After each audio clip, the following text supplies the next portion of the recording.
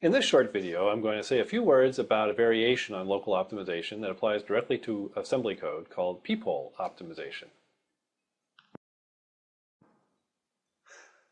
The basic idea here is that instead of optimizing on intermediate code, we could do our optimizations directly on assembly code.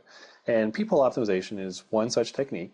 The peephole stands for a short sequence of usually contiguous instructions. So the idea is that we have our program, we can think of it as a long sequence of instructions, and our peephole is some window onto this program. So if we have a peephole of size 4, we can think of ourselves as staring through a small hole at the program, and all we can see is a short sequence of 4 instructions, and then we can optimize that sequence, and then we can slide the peephole around to optimize different parts of the program. And what the optimizer will do is it will stare at this short sequence of instructions, and if it knows a better sequence, it will replace that sequence by the other one, and then it will repeat this, as I said, applying other transformations to possibly the same or other parts of the assembly program. So peephole optimizations are generally written as replacement rules. So we'll have the window of instructions on the left, so there'll be some sequence of instructions, and we'll know some other sequence of instructions that we would prefer on the right. So if we see this instruction sequence on the left, then we'll replace it by the one on the right-hand side. So for example, if I have a move from register B to register A, and then a move back from register A to register B, well, that's the second move is useless, can just be deleted, and so we can replace this 2 instruction sequence by a 1 instruction sequence. And this will work provided that there's no possible jump target here. So if there's no possibility that the code would ever jump to this instruction, then that instruction can be removed.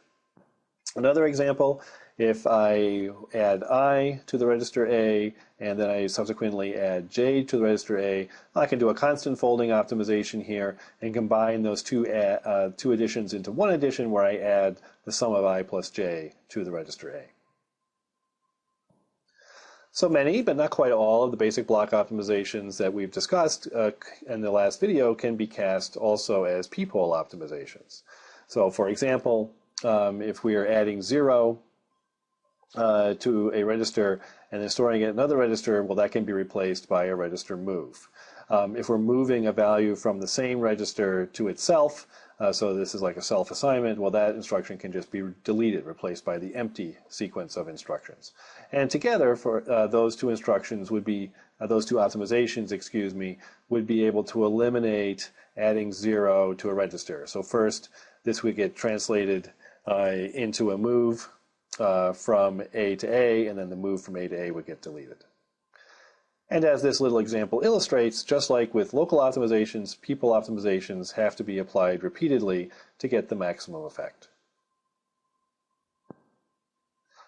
I hope this simple discussion has illustrated for you that many optimizations can be applied directly to assembly code, and that there's really nothing magic about optimizing intermediate code. So if you have a program written in any language, source language, intermediate language, assembly language, it makes sense to talk about doing transformations of programs written in that language to improve the behavior of the program.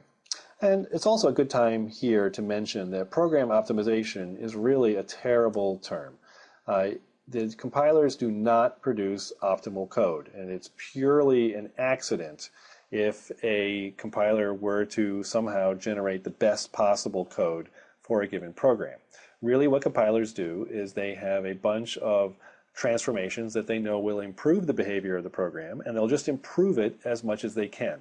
So really what program optimization is all about is program improvement. We're trying to make the program better, but there's no guarantee that we will reach the best possible code for a given program.